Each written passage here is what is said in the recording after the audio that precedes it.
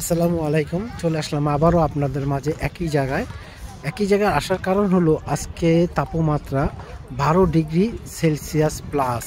কিছুদিন দুদিন আগে ছিল মানে -5 ডিগ্রি সেলসিয়াস। এখন ঠান্ডাটা চলে যাচ্ছে, এখন আস্তে আস্তে গরমের আভাস আছে। এই সময়টা বলে এখানকার বসন্তকাল বা ফাল্গুনের মাস। এখন এই যে গাছগুলো দেখতেছেন, আর এক মাসের মধ্যে সবুজ এবং চারিদিকে ফুলে ভরা থাকবে। দেখেন কত মনের আনন্দে সবাই খেলাধুলা করতেছে।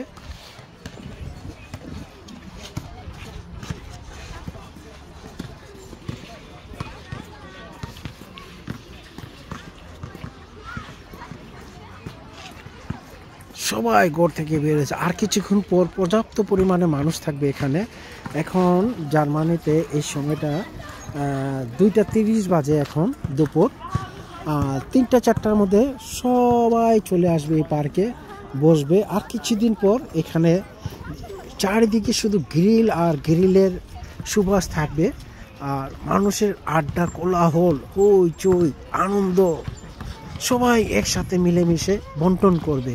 এখানে কোনো নেই ঝগড়া, নেই কোনো কিছু, মানুষের ভিতরে হিংসা।